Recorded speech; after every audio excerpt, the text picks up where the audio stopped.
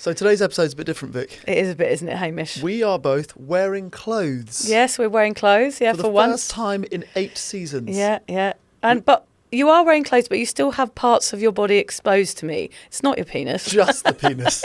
I'm wearing a 3-piece suit, but just the penis is winking at you. Yeah, it did wink at me, actually. No, it's the toes. Yeah, Let's talk about the toes. Which has caused some offence. Yeah, it's very offensive. I don't mind feet, but those I have a problem with. Yes. Well, this is the first episode that we've ever recorded. I thought I would get my good toes out. Yes, recorded with video. With film. Yes. Yeah. It's not that bad a podcast. And Vic has taken offence at these toes. Yeah, you shouldn't come to something so professional as this situation that we're in right now and expose those plates of meat to the general public. See, I feel the same about your face. If you wear balaclavas more often, I would feel more comfortable. True.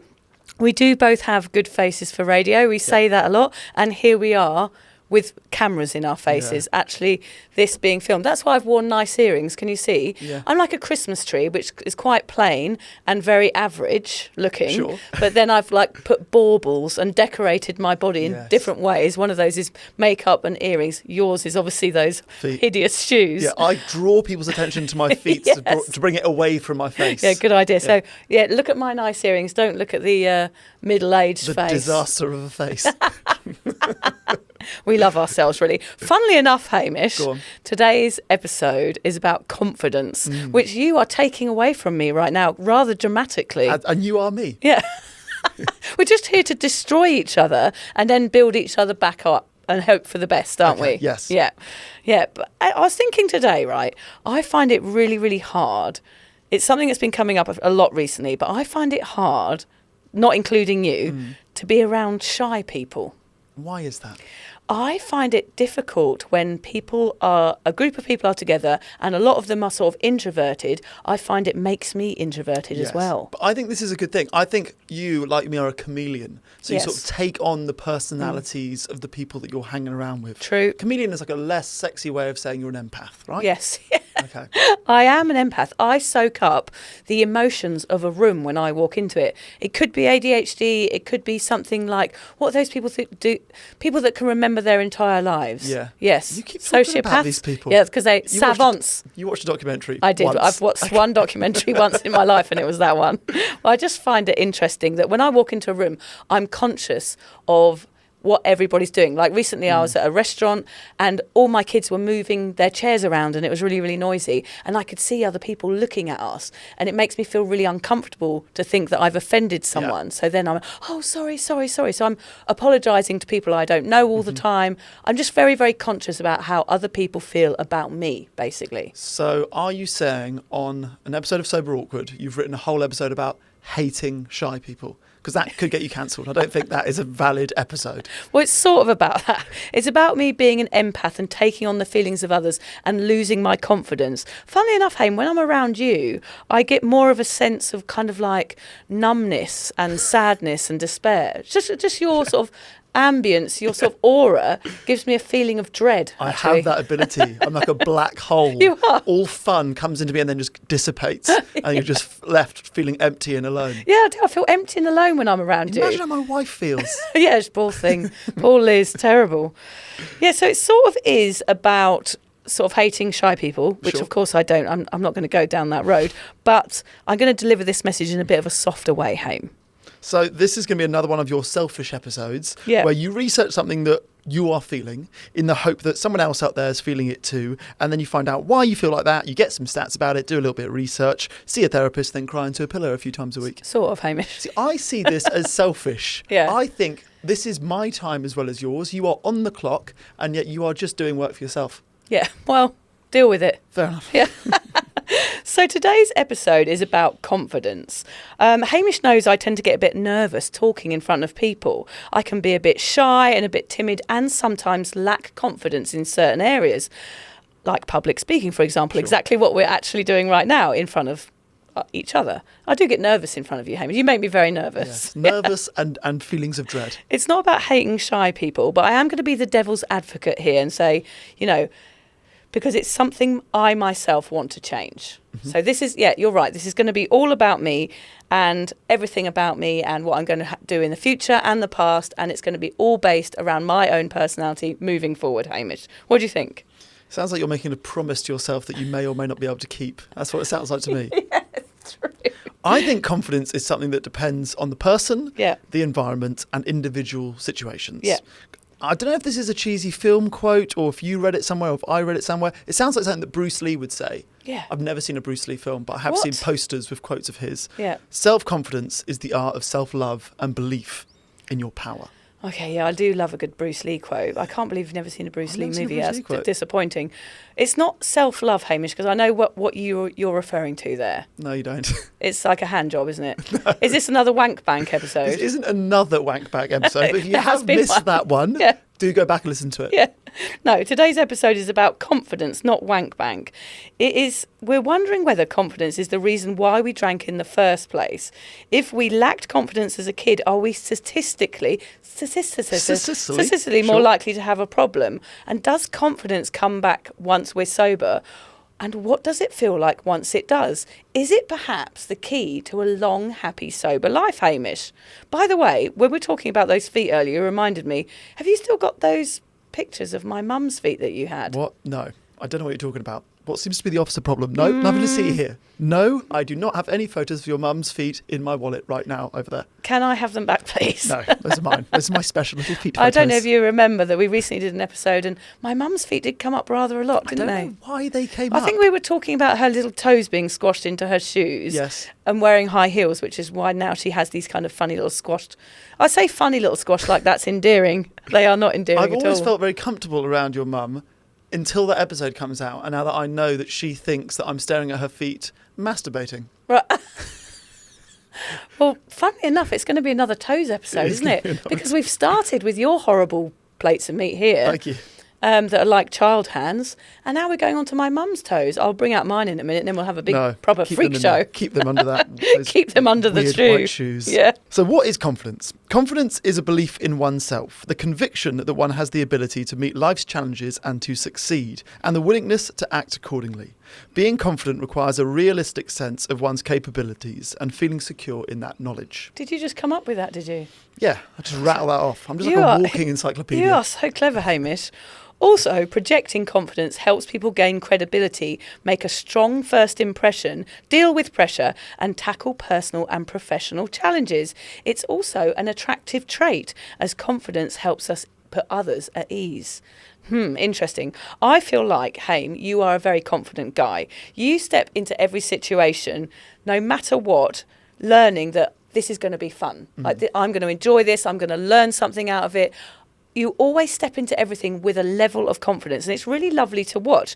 In fact, I feel that so much. I told you about this the other day. I chose you as a person that inspires me in a recent therapy session, because you know I love a bit of therapy, Haim. I was telling the lovely lady about how I dread big events, feel judged and feel like I want to step into my confidence and into my power a bit more nowadays. Because obviously this is what we do, and we have to show up at events and things and talks in front of people nowadays. And I do find that really, really hard, and I don't know how to do it. So I did use you as a person of choice that I look up to, Hamish. Honestly, the day that you told me that was one of the greatest compliments I've ever been given. Right. I don't know why. I think maybe coming from you, I see it as someone who is confident and good at public speaking. Right. Even though you don't think you are, and we'll get into that in a minute. Okay. Like the idea of you talking about me to your therapist as someone you want to emulate was almost too much for me to deal with. Well, the reason it come up was because I was so I didn't tell you the rest of the session. Oh, sure, okay. He Everything is else. a terrible human, but my God, is he okay at going into Yeah, that's the the one situation? thing. It's gonna. So in that, it was actually a hypnotherapy session, Hamish. So we sat down and we counted down, and I relaxed. And actually, I'm really susceptible to hypnotherapy, she said. I was like out like a light. Okay. And she talks you through things when you're kind of in this more sort of passive state. And the things that bubble up into your brain, it's like probably when you do breath work, certain feelings that you didn't even know were sitting dormant in you sort of bubble up to the surface, and you can join the dots together and work out where you're going wrong. And so she asked me to picture somebody, and I pictured you, and it was a bit weird. She said, "What do you picture him doing?" And it was you standing over me with like a golden light. You were kind of in a golden door. It wasn't coming from your arsehole. A halo coming out my bum hole. Yeah. I think about that a lot. It wasn't that. But I just imagine you pass. It sounds rude now. It's like a golden passage. It does sound like a shower. Yep. The golden shower of love was upon me. Mm-hmm. No, and you were just standing there. It just sounds odd. You were putting your power into me. You were standing over me within a golden light, and I felt some of your presence. Okay. Sure. I didn't feel your Christmas presence, but I felt your presence, and I felt powerful afterwards. And she said, you've got to take a bit of that wherever you go from now on. Take a bit of what you've learnt from Hamish and go and step into his shoes occasionally. So now when I speak, I think about you, and I go, how would Hamish deal with that? It's a bit like that $1 million mindset. Yes. Like, am I going to get $1 million at the end of this speech? Would I do it? Mm-hmm. Of course you're going to get up there and do it. So it's in me to do it. And I see you do it. So therefore I'm going to take a little piece of those things that give me confidence and use them in the moment. So that's what I learnt. And were you worried that I might have lost some of my power during that therapy session? What time was that therapy session? It was at 3:15 on a Friday afternoon. I'm trying to think. Yeah, did I take some power off you? I see. I might have been having. I don't know if it works like that. I might have been having a weak moment with the photos of your mum. I don't know. I don't know what I was doing. Oh my God, this episode is too much already, Hamish. What are we talking about?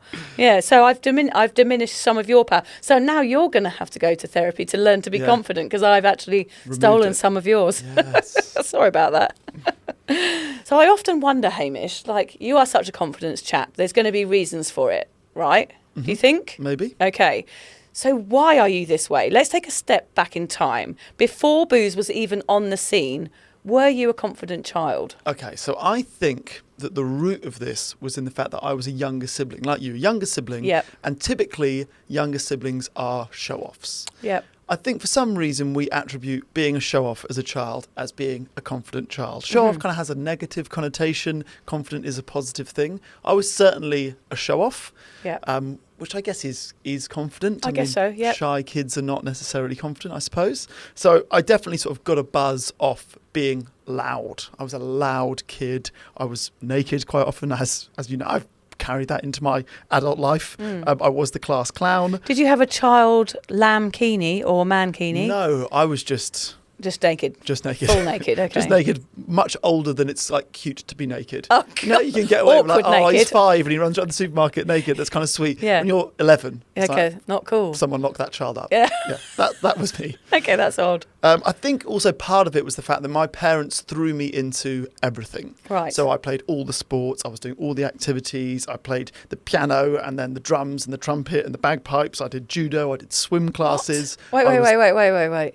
Bagpipes. Have you never known this about me? No. How long have we known each other? Not long enough. Bagpipes.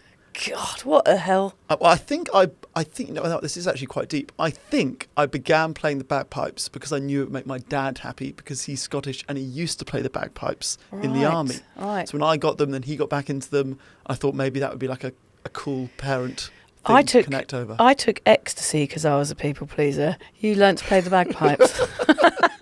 We're not totally the same, I guess.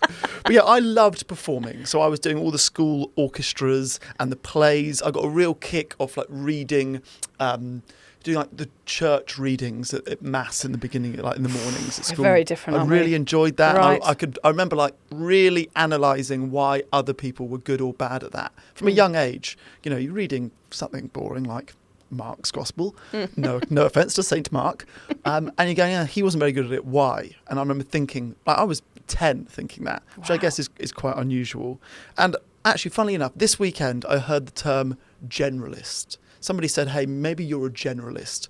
I'm a little bit good at lots of things.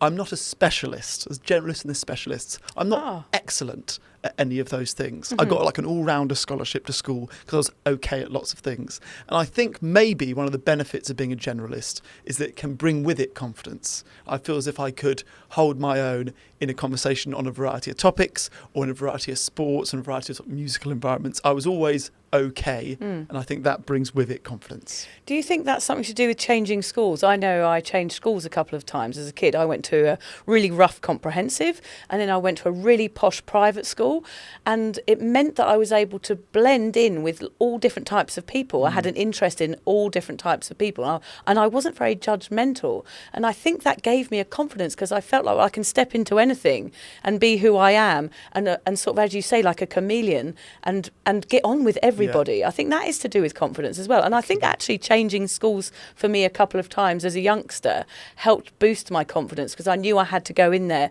and show the best version of myself very quickly to be able to make friends. I was the same. I started at a rougher school, and then I went to a posh school. Yeah. So I think maybe an element of that, but I think really that's when the sibling thing comes in for me. Right. So I never went to a school where my older brother wasn't already there and had been there for 2 years. Okay. So I immediately felt relaxed. I wasn't going to get bullied by the older kids. You could sort of get away with being cheeky and not get beaten up for it. Yeah. So I think a huge amount of it came from being that younger sibling, like the protection of an older brother and naturally being a show-off, because younger siblings can be clowns, whereas older siblings, I think, feel this, like maybe it gets put on them that they have to look after their younger sibling when they're maybe too young to be given that responsibility. So they grow up, my experience is that my brother probably grew up faster than I did. Yeah.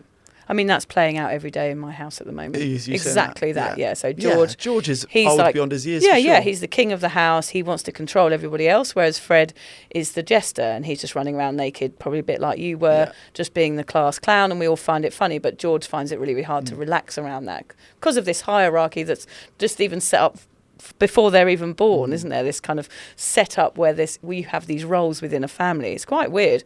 It is something to do with that. I think I was very confident for the same reasons. Well, that's what I was going to say. Yeah, what were you like at that age? Were you a class clown? Yeah, well, I was hugely confident as a child. And I wonder what happened to me somewhere along the line. We're going to get into that a little bit. But an example of my confidence at school was when I got a detention one year. I took it off the teacher, marched straight to the headmistress's office and said, "What's this? You know, I'm not putting up with this." And she said it was the first time anyone had ever been to her office and complained about it was a pink slip in those days. And Did you get let off the detention? Yeah, she said, "I'm so impressed with you coming in here and banging on the door and like starting a riot that I'm just going to let you off. I think it's incredible." That's awesome. So I just used to kind of march around. I was really, really confident. I was funny. I was good at school. I had loads of friends. I don't know where it all went wrong, quite honestly, Hamish. You are still funny and have lots of friends. But there was a stage where I was using alcohol to boost my confidence, which I'm going to get into. Yeah. But my family were all opinionated and loud, so therefore I had to join that in. I had to join in with that. I knew I could make others smile, which is a good secret weapon when you're at school, and I used that a lot in class. So that's always something good to have as a kid, is to be able to make your mates giggle in the back of the classroom, and I could do that. I could read and perform in front of people. I used to do poetry, and I used to love reading. I used to be good at languages. I know I'm bigging myself up here, but don't worry. It's going to go horribly wrong in a second. I'll tear myself down in 5 minutes. Don't worry. I'm making myself sound amazing. But I was in all the school teams. I was in, tennis. And although you were better than tennis than me, I think, weren't you? Weren't you played at Wimbledon? Yeah. Okay, I That's may a load have of lied bullshit. about That is playing at bullshit. Wimbledon once. Hamish didn't play at Wimbledon. He played in Wimbledon, but not actually at Wimbledon. Yeah. I was very streetwise, a bit cocky, and I was outgoing. I said what I thought, and I never, ever really questioned myself. But then came a time where two of my best friends, I talk about it a lot, turned their backs on me. And it was the first time I ever lost my confidence. I was like, I'm a really normal person, so why has this happened to me? And I got a massive knock to my confidence that day. And I never saw those two friends again. It was all like really upsetting for me, but I sort of shoved it under the carpet. I swept it away thinking, oh, well, that's happened to me, but I'm going to be okay now. But actually, that's when I started to use alcohol to try and boost that confidence again, which is interesting. Think that was the first time your confidence really took a smash? Well, I talk about it in my book a bit, don't I? There was a haircut very early on when I was about 5, where my mum gave me this terrible bowl cut, and I remember looking in the mirror and feeling for the first time like, I'm not sure I like myself as much as I did. And I think there's just a few little taps on the shoulder going throughout life. It happens to everybody. It's like you can come into this life and be the most confident person ever. And then there's a few little taps on your shoulder of people going, oh, well, maybe you're not pretty enough, or maybe you're a little bit too fat, or maybe you should be doing things a bit better. And these things happen naturally throughout all of our lives, where it's just like somebody bringing you down occasionally, especially with social media. They're like massive taps on the back, like comparing lives and all that sort of stuff. So, yeah, I think it's a natural process in life that you start to get knocked down as you grow. But it's a shame. It's a shame that happens. Why can't those knocks be, you're good enough, you're all right, you're worthy? It doesn't happen until you're after 40 that you realise those things are important, and probably after we've drank our lives away. Yeah. Yeah. See, for me, the real confidence knocks would come around women. I was never, oh no, to this day I am pretty good now. But at the time I was never good around women. And I would blame my brother. Yeah. So I would say, look, I grew up with a brother. My mum only has brothers. I'm always around men, and my mum is like another man, in my opinion. I think that's what I said then. Like, I don't know how girls think, so I don't know how to speak to them. Yes. So I would only feel comfortable speaking to a girl if I was in a group. Yeah. So 3 boys and 3 girls, and I was okay. But one-on-one, like, no idea. I think to this day, I'm not sure if I've ever been on like a traditional date. Yeah. Like a one-on-one dinner conversation. You're more of a one-night stand kind of guy. I'm more of just get in, get out. You wish. I think our families are so different, Hamish, aren't they? Because you've grown up with a brother. I grew up with like 2 sisters and a brother. I do think it makes a difference. And I think it makes a difference how many brothers and sisters you have as well. Like, my family were all really gregarious and brash, and I loved being part of it. Their ability to control a room full of revellers always made me really proud. And of course, I just wanted to join in with that. I liked that they could tell good jokes or tell a speech at a wedding without questioning themselves. They didn't bat an eyelid when they did that. It was pretty impressive. It was actually really inspiring. I guess I've always been around confident people, and that influenced me more than I realised growing up. So why do you think you get nervous now? What's the root of that? I think it's just been that thing of the not knowing who I am for 25 years and using alcohol to top up my personality. I decided that alcohol would help my confidence, and that was that. It's a shame, really, because really only now in the last few weeks have I realised I never needed it. I'm surprised you say you decided it. I think we discover that alcohol brings us confidence rather than decide. You know, I think suddenly like, oh, I'm just the life of the party when I'm drunk. Yeah. Rather than going, okay, here's a tool that I can use to always be fun. I think I did make that choice. Do you think? Yeah, I think that thing happened to me at school, and I think I made a choice in that moment. I thought, I've lost my confidence and I need something else. And it wasn't that I wanted it to top up my confidence. I think I wanted it to numb out the fact that I was sad, but I thought that was me sort of fitting in. It's a really strange concept, isn't it? To use something to numb out that you think is actually making you more confident. Because I was probably more confident for that first drink, but then looking back, I was actually just numbing out a sadness and drinking too much. So we say it tops up our confidence, but for how long? How long do we feel confident for, really, when we're drinking? It's so interesting. I actually realise now that I don't think I ever needed to drink. I thought I did, and I did it because everyone else did. But then I just carried on and presumed that it was alcohol giving me confidence. I thought it was the booze, when in fact I was always really self-assured. All of my emotions and personality traits became so immersed in booze that by the time 25 years later that I popped out the other end, I didn't really know who I was, and I had to rebuild the person that came before booze. So what's that like, sort of relearning to be confident? Well, I think it's still taking me a massive amount of time. I think if you had said to me, before I'd started drinking, Vic, go up on the stage and do a speech, I wouldn't have thought twice about it. And I think getting drunk for 25 years and then getting sober for the past 6, it's like I took part of myself away that I now have to relearn. It's a real shame that I have to go on this whole other journey. I've had to learn how to be confident again. There are other factors too in this confidence game, Haim. Ageing is one, body shape, tall poppy syndrome, which is a massive Australian thing. People find they're always comparing themselves to one another and don't feel like they're able to share their wins, which is a real shame. And feeling like an imposter. Like sometimes I feel like, well, I'm just a mum from Queensland. Why am I sitting in a studio now? Why do I, go on TV or talk or do anything that I do? I'm just a mum. Like I talk myself down. I think that's a massive issue. Perimenopause doesn't help. Libido doesn't help. There's all these other factors that are kicking us in the gonads going, you're allowed to be confident, but now you're not. It's really confusing for a woman, especially, I think. Also, I've aged and had children. It seems that there is more to worry about, and I choose to put myself out there a bit more nowadays. So, of course, my job is telling my sobriety story, and that can make me feel vulnerable and judged. So they're all things that relate to me losing confidence in my day-to-day life. Yeah. What about you, Hamish? Has your confidence ever taken a hit? Yeah, I think the biggest hit it ever took was going through a breakup. Okay, yeah. Because a breakup is such a clear, I don't want to be with you anymore. Like it's such a personal rejection. Yeah. And I think with it inevitably comes feelings of not feeling like you're enough. Yeah. Or what was it about me that didn't fit with you?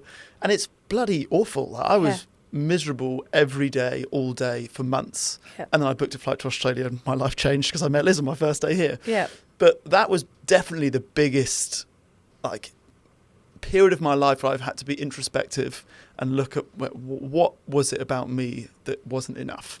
And actually, it's difficult, but actually you know now that it probably wasn't about you. It was just two people that weren't meant to be together. Yeah. But it takes a long time to process that. Yeah. Go, actually, you know what? There was no hard feelings. It's just she saw sooner what it took me a long time to see, which is that we're not meant to be together. Yes. And at the time, if you don't see it, you're struggling and you're questioning it and you go, no, this can't be right. And I remember going like, I hope you're right, because if you're not, how miserable is my life going to be? Yeah. But I think it's a huge hit, and anyone that's had a heartbroken will be able to feel what I'm describing. And weirdly, I think a relationship knock for some reason in my life hurt a lot more than career knocks. So I went to this beautiful drama school called the École Philippe Gaulier, just outside Paris, and he is known for put downs. So you go on stage and you try and exercise, and he gives you about 3 seconds, and if you're not immediately funny, he hits his drum and he goes, "We fucking hate Victoria. If you come to my house, I put you in a bath with piranhas and chlorophoric acid and I burn you." Oh my God. He goes, really? "If you come home with my daughter, I shoot you and then I shoot my daughter." Oh my God. So like the put He's downs, a classic. amazing. For some reason, I think what he's doing is effectively preparing you for a life in drama, where 99, or for me, like 99.9% of auditions that you go to, you're not going to get. Right. And for some reason, I can take those hits better than a personal hit like a breakup. Okay. So I think your confidence is it's too easy to go, confidence is one thing. I think your confidence in different areas of your life is more stubborn than perhaps others. Yeah.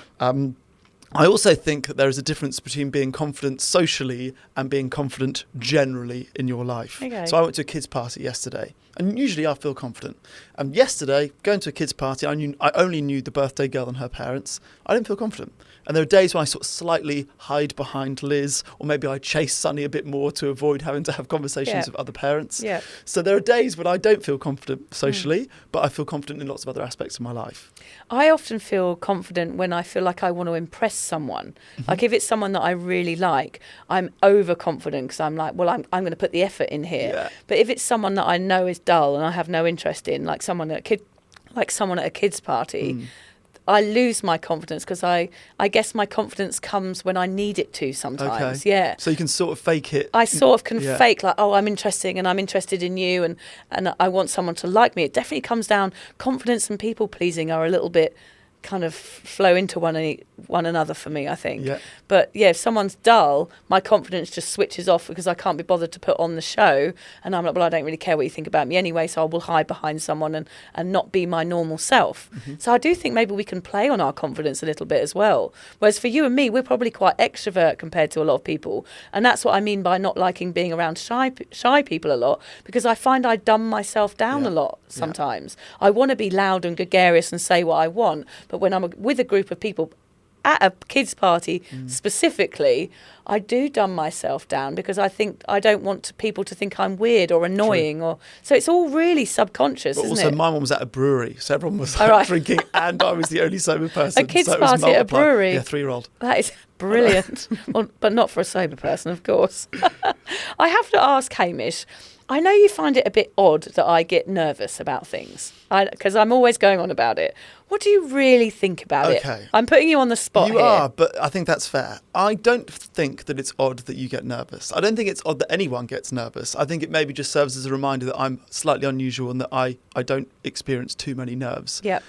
I think it's probably because I'm just overly passive. I think you look at it as like, Haim's just confident, doesn't get nervous. I think I'm just quite a passive guy. My nickname for a while was Passive Haim. Yeah. My dad is passive, just never really too up or down because things sort of wash over. Yeah. The thing that I find unusual about your nerves, if you want my truth on it. Yes, I do. Is that I have known you for 3 years. Yeah. And I've only seen you be confident on stage, in podcasts, interviewing people or being interviewed by people. All the evidence I've got of you doing the thing that makes you nervous is positive evidence of you doing it well.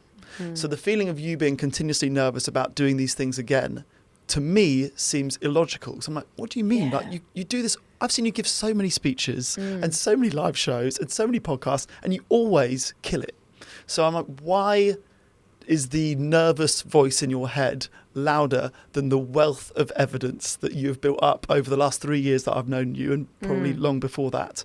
Like, why is it so loud, that voice? I think it's because I'm so aware of trying to be humble. Okay, Does this that is tall sound poppy weird? syndrome. It is, yeah. I don't want to come across as overconfident. It's that thing of dumbing myself down again. I recently, I don't know whether I told you about this, I went to see Trent Dalton speak. I think I did mention it on the podcast. Yes. And he just got on the stage and he owned it. And he was like, isn't this brilliant? I'm here and you're reading my book and I love it. And I was sitting there going, oh my God, this is what I want to see. I don't want to go somewhere and see someone get on a stage and be nervous. Nobody wants to go to a show and watch someone on a stage not owning it. And I find that I'm doing that a little bit, and I need to take a bit of your confidence and Trent Dalton's confidence and just own what I'm doing, which I people would deny that when they see me and they go, oh, you were amazing, you didn't look nervous at all. I am literally dying inside when we do our live shows. I get so nervous before it. When we kick off, I'm like, okay, this is all right. I get into the flow, and once I realise everybody looks happy, if I can see in the audience everyone's smiling, I start to relax. But the weeks before and even the weeks after, even when we interviewed Fatboy Slim and Lee Mack, I don't feel, I know what it is. Go on. It's like a therapy session, isn't it? You're talking yourself into it. Go on. I feel like I don't feel worthy. I think that's what it comes down to, and that's a confidence issue. Yeah. I don't feel worthy of those people sitting there and smiling at me and absorbing what I'm saying, because I feel like sometimes I'm winging it. I'm winging what I'm saying even now. It may come across as confident, but also it's not. It's me just blabbering on and hoping that for the best that people like what I'm saying. And I think we'd all do that a lot, but I'm just very conscious of it because I have to listen back to our podcast and I have to watch the show, and I have to know that there are people that they want to hear what I have to say. And I hope that what I have to say is good enough. So it's definitely about self-worth. Yep. Yeah, it's weird. The good news is, though, Hamish, I am aware of this trait. All too aware, I would All say. too aware, yeah. So I think about it too much, probably. I'm almost talking myself into it, aren't I? I'm definitely holding back in some areas of my life. It turns out that this one thing can have a much bigger impact on us humans and on how we progress, actually. It can affect how people feel about themselves and their abilities. It can also affect how individuals make decisions and live their lives. It's quite full on. Low self-esteem and a lack of confidence can negatively affect people's relationships, work or studies. Without interventions, it may also have a negative impact on their mental and physical health. Yeah, it definitely has an impact on my mental health. It got me wondering, Hamish, why does alcohol seem to give us confidence? What is it actually doing? I know you've got a little wank pamphlet over there about dopamine, so take it away. Wank pamphlet? Real nice. Let me just unstick the pages here. So alcohol activates the brain's reward system, triggering the release of dopamine, a neurotransmitter associated with euphoria, motivation and pleasure. These positive emotions contribute to an elevated sense of confidence, coupled with alcohol's stress-relieving properties. I think we're talking there about 1 or 2 drinks, aren't we? Yeah. I think after 3 drinks, that is completely ripped away from you, Well, then that the dopamine feeling. starts to come The back deficit, down until it's below your resting average. So it dips, so then you're having the next drink and the next drink to try and get it back up there, and then you're in a blackout so you don't experience the dopamine hit anyway. Geez, right. I wonder if confidence is one of the reasons people start drinking. I know it was for Lucy, who used to present this podcast. It's why they carry on. It's why it's so hard to stop. And it's actually why people relapse, especially if you have a tendency to be a bit shy. Booze seems to knock introversion on the noggin, and you probably go from hiding in the lav to the life and soul of the party. Alcohol gives a false sense of confidence, which for many people is addictive in itself. Of course it is. Alcohol can feel like liquid confidence. It cancels self-awareness. The question is then, if you don't have self-confidence, how are you ever going to survive being sober? Right. Even though it's hard, going sober is a lesson on confidence building. Wouldn't you agree, Vic? I definitely agree. I never realised until recently when someone asked, what has been the most important thing about going sober for you? And I knew right away it was owning it, being confident about who I am without alcohol. We often say that, don't we, Haim, about knowing who you were before alcohol and who comes after it. Yep, so being able to socialise with a strong sense of self and knowing that I'm doing the right thing, it comes back to our core values again, doesn't it? Has your sobriety helped your confidence at all, Hamish, do you think? I actually think yes and no. I think it has, in that I've been to a load of events, like weddings and gigs and raves and public speaking events, all of those while sober, which I've sort of proved that I can do it sober. Yeah. Where it hasn't, in that whereas before when I was drinking and going to events, I had 100% hit ratio of feeling confident at events. Yeah, right. Now I'm probably sitting at like a 70 or 80% depending on the day. Yeah. Which I think maybe is actually just more what normal life is like. Yes. There are days when you just don't feel confident in a social scenario. So before I was blind to that, whereas now I'm like, oh, actually there are days when I'm not fantastic at a party. So I think that can bring with it maybe like a knock to your confidence in a way. Like you don't have this crutch that like, well, I can just drink this and I'll be amazing at every party. It's because of clarity, I think, isn't it? It's because your emotions are real and raw. There's nothing to numb them out. So you're feeling everything. So you're more conscious whether you're feeling sad or happy or anywhere in between because you're sober. Yeah. So I guess my confidence now is more authentic. It's like stronger confidence when I am strong, when I am feeling it, if that makes sense. Yeah, that makes sense. Let's take a moment and focus on why you might feel less confident if you are newly sober. Yeah. Why do you think, Vic? Well, it's so new, confronting and raw, and you feel exposed. Like 100%. everybody, it's like your skin's been ripped off, isn't it? It's like Silence of the Lambs. It's, going sober is like Silence of the Lambs. There's a little quote. That'll be our trailer for this episode. How to not convince people to go sober. Remember that film that terrified you as a child? Yeah, it's exactly what it's like. You don't know who you are socially anymore. I mean, that was the biggest thing I discovered about myself, was that I actually didn't know who I was when I quit booze. Yeah. I had to find out who that social person was. And it was very, very, very difficult. You are conscious of everything. We often talk about that bright light. You feel totally raw and exposed, and you may feel judged because of that. And also, you're going to be the odd one out, aren't you? Well, that's a big one. That's a huge one. If you're the odd one out, it's hard to feel confident when you are the odd one out. You're not part of the tribe. Totally. You're not part of the pack. You're not doing all the like slightly tipsy gags that are funny when you're drunk and not when you're sober. So it's hard to be like loud and proud in yourself when you're not in the gang. It reminds me of the Rejection from the Tribe episode that we did with Dave Watson. It's like you, by becoming sober in itself, that one thing, you are sort of rejecting yourself, excommunicating yourself from the tribe. So therefore you're sort of in a lane by yourself, which of course is going to be a massive knock to your confidence, isn't it? Of course. There are no outs, no escapes from yourself or your thoughts, exactly what you said, Haim. And you thought alcohol gave you confidence, and now that it's gone, you feel like you'll never ever get it back. That is a huge worry for lots of newly sober people. So it's interesting, Haim, isn't it, that it is early stages of sobriety. It is about finding confidence again, searching for that confidence that you perhaps had as a child, or the confidence that you numbed out. It's confronting. Like that is what the first month or 2 months or the first social event you go to as a sober person, you've got to confront, oh my God, can I do this? Can I be confident? Can I be at a party without alcohol? Because most of us have not done it since we went to kids' parties when we were like 12. Yeah, at a brewery. Yeah, at a brewery, my 3-year-old. I know we've both experienced a shift in our confidence the longer we've gone sober. How have you found sobrieties help you with your confidence? Well, it's that stepping stone that we talk about. Each step has helped me grow as a person. It all sounds very cheesy and woo-woo, and we had ice baths yesterday, didn't we, Hamish? Did you see on your birthday? On my birthday, did you see the note that somebody wrote underneath? What? Have you gone woo-woo now, Vic? Yes.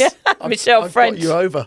Yeah, she was like disappointed in me because she says I'm so unspiritual. She's like, oh God, you're not going to the spiritual dark side, are you? Spent her birthday doing ice baths with me. I love it. I did the post that was like, I've been drawn into Hamish's world. This is the sort of shit you do on your birthday when you're sober. No champagne. I had a few people going, Haim, shit gift. I did also get her flowers. I didn't just make her come to my house and suffer for 3 minutes. It wasn't a shit gift. It was awesome. It was an experience. Yeah, it was fun. Yep. So the big thing we talk about is this stepping stone. Sobriety is a stepping stone. You don't just do one step, do you, and then give up because you don't learn anything. You have to keep going. And that's why it's that famous AA saying, like, one day at a time, one step at a time. And one of those steps is going out and building up the confidence, building that wall, one brick at a time. You go out for 10 minutes the first time, you go out for 20 minutes the second time, you go out for 30 minutes, and each time you stay out longer. And also you learn to say no and go home. That takes confidence. Having boundaries takes confidence. So using a stepping stone in your brain and you stepping onto each one as time goes on is you building your sobriety confidence. Do you think shy people are more prone to alcoholism as a result of that? Interestingly, I had a look at this. Shyness can also be, funnily enough, described as sad. But I don't mean that in like an offensive way, like you're sad because you're shy. Although... You're going to get cancelled. Yeah, I'm going to get cancelled. I love shy people, don't worry. SAD stands for social anxiety disorder. Alcohol and social anxiety disorder are often connected. The rate at which social anxiety disorder and alcohol use disorders co-occur is extremely high, as those suffering from the disorder frequently turn to alcohol as a means of symptom relief. Okay, interesting. So tragically, addiction to alcohol and social anxiety disorder are a very common pair. And we've seen that for sure, people hiding their shyness by being the drunkest person at the party. Yeah.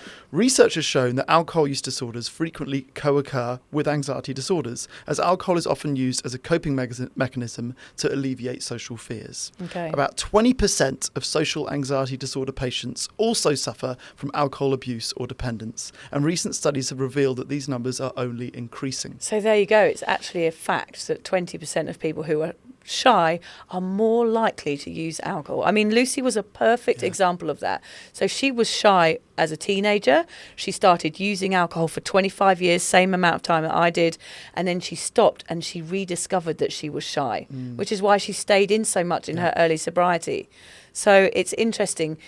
It actually doesn't take it away. It just hides the shyness under a layer of booze. Yeah. Also, shy people drink to become okay socially. You and I, who are like pretty extrovert, drunk to be the most extrovert person at the party. Totally. And then at the other end of the scale, people who are like operating way up here will drink to numb themselves down a bit. Yeah, I can totally get it. Imagine being really, really shy and then suddenly it's like a magic liquid, isn't it? It's like somebody pouring something magic potion over you. You go from this shy person to standing on a bar, you know, doing whatever, doing a crazy dance in front of a room full of people. Like, that's how strong that drug is. I mean, if you look at it like that, that's how strong alcohol is. It can completely change your personality and turn you from somebody who has no confidence at all to somebody who's dancing on a bar 5 minutes later. Absolutely. It's pretty crazy, isn't it?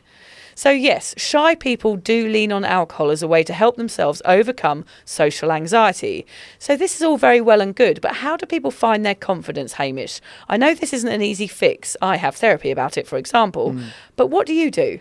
I've tried to start doing the things that make me scared. Okay, I great. Think that's we sort of talk about getting out of your comfort zone. It's very similar to that. I think, but that's the only way to begin building that stack of evidence that you need to level up, to go, okay, I can actually do this. I love this term, levelling up. We're into this term, levelling up. It's very easy to sit at home and not drink and not go out and go, cool, I'm just going to take each day as it comes and I'm going to knuckle down. And for lots of people, you might need to do that in the early stages, but you're never going to build your confidence back up unless you do things that make you scared and fail a few times. Yeah, totally. Go to 10 events and be rubbish at 3 of them and then be okay at 5 of them and then be great at a couple and go, okay, I can do it. I've got the evidence that I can do it twice. But this is you because you go into everything with that level of confidence. That's what you do. But what could somebody who's really, really shy do? Like, what would be the stepping stones?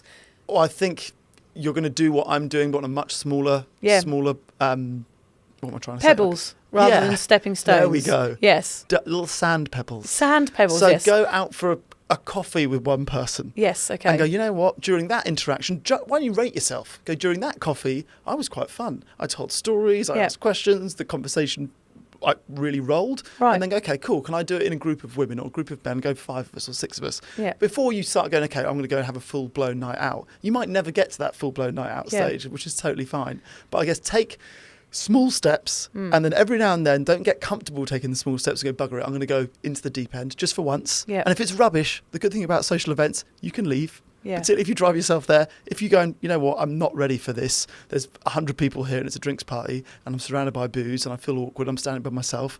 Just leave. Go, okay, that night it didn't work. So almost draw it down to your level. So push yourself no matter who you are or how you're feeling. You might not be like Hamish.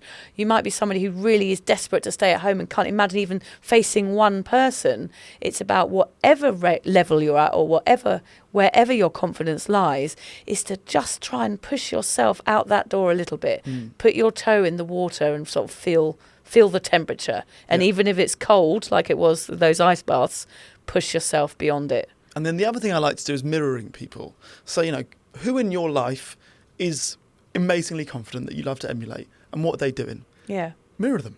How are they standing at a party? Who are they talking to? Okay. What stories are they telling? What's their voice doing? You know, can you in any way take parts of them and copy it? Did you watch the Live Aid thing the other day, the Best Night in Pop?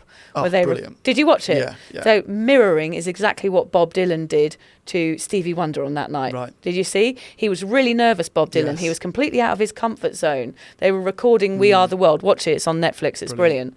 And it's all the most famous singers in the world, where you would think you would have the most confident people there. But you could see some of them were struggling because they're there with the best. Yeah.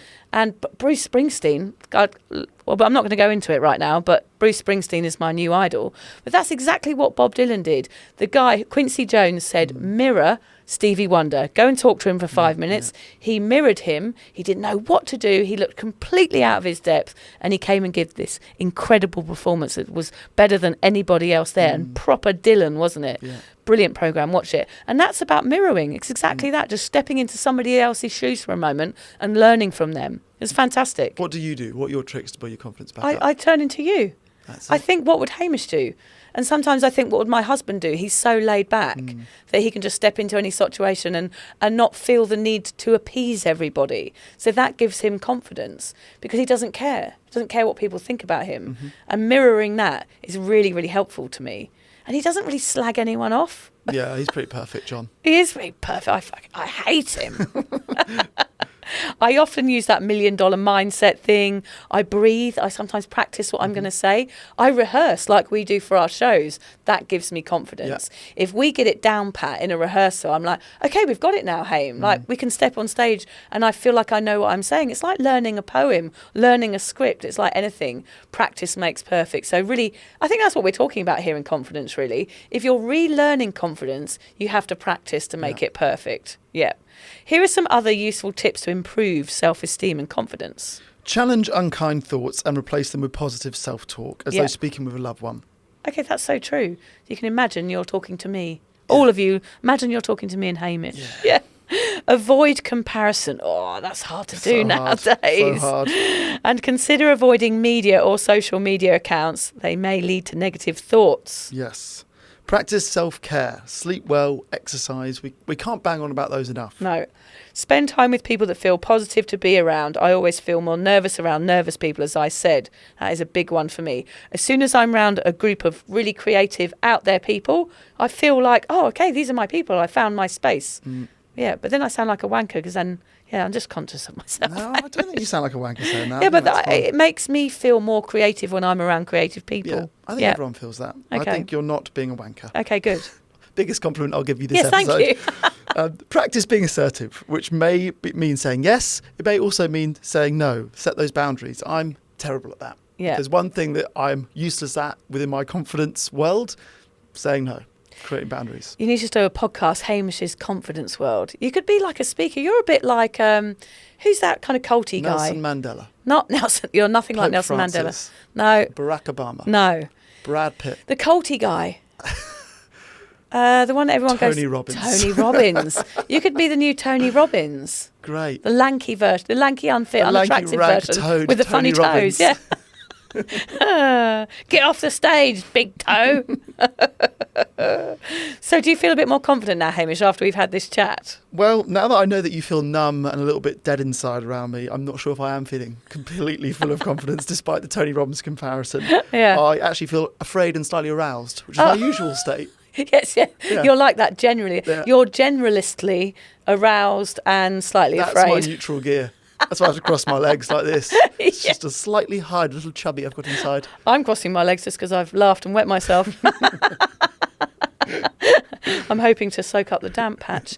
Anyway, our message here is that if you're feeling unconfident in sobriety, it might be time to do some work and seek out what sits deep under that layer of fear, because it is a little bit about fear confidence, isn't it?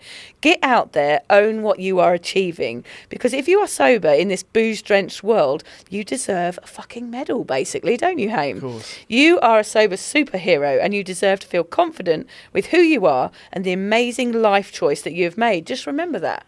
I think it's important to remember that confidence can come and go. You're not going to lose your confidence forever just because you've gone sober. And if you do believe that, that will lead you to a relapse. Confidence comes and goes. You can build it back up from the ground. Don't be too hard on yourself also. This is important to remember. Yeah. If you're having a day where you don't want to leave the house and you want to sit by yourself and you're feeling very aware of your sobriety, you just want to watch TV by yourself all day, that's fine. Yeah. Those days happen. Vic and I still have those days. Yep. So don't be too hard on yourself. And if you like, I can put the photograph of my mum's toes online, because that could keep a few people entertained, couldn't it? That's what I do when I'm home alone. Yeah, that's what Hamish does every night. I blow it up. Got it on a big screen. Ugh. Well, what about a quote, Hamish? Got anything to say here? Go on, a couple of quotes. Okay. Believe you can and you're halfway there. I know we sound very guru-y today, don't we, Hamish, a little bit? But we're trying to build you up. We were trying to build you up here, aren't we? And say, look, sobriety is about confidence. Believe you can, because sitting there believing you can't is going to be a bloody waste of time, isn't it? True. That one was Roosevelt. I like when we quote people who are really intelligent. Yeah. It does bring us up a bit. It does. Don't waste your energy trying to change opinions. Do your thing and don't care if they like it. Tina Fey. That's slightly more Roosevelt, Tina Fey. I'm not sure where we're going. Oh, here we go. Tear off the mask. Your face is glorious. Roomy. As in your roommate. Yeah, no. Yeah. And we always like to end with a disappointing affirmation. Go on. I am exactly where I want to be. At home, avoiding people. Oh, yeah. Yeah. That's generally where I want to be. I think this confidence thing is about pushing yourself. Like sometimes I have to push myself to go out in this sober life, and I make the effort, which is why my sobriety is successful. Some people decide to stay in forever. It doesn't work. And I know you feel like doing that out there. You feel like hiding away because everybody's drinking. But once you step into a social situation, own it. Like I did last night. I went out for dinner with all of my mates. It was my birthday and I had a lovely evening, because I step into that environment knowing it's going to be okay now. And that's taken me 6 years to do. I can go into social environments, whether people are drinking or not, and know I'm going to enjoy myself because I'm there for the mates, for the music, for the food. I'm not there for the booze anymore. And we always talk about booze getting too much credit for a night out, Hamish. For me, booze gets no credit anymore because I don't drink it. What gets credit are the people that I'm with and the love that I feel and the warmth of the room and all these lovely things. So knowing that those things are still there, that they're never going to go away, it's about choosing when and where you go and who with. And then you will have confidence, because there's nothing to question then, is there?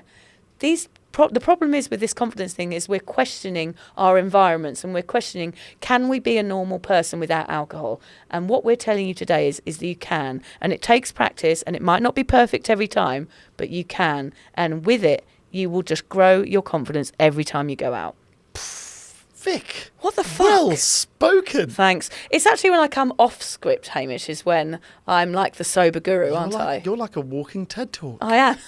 Look, we said at the beginning that we would be more confident by the end of the episode. You just delivered.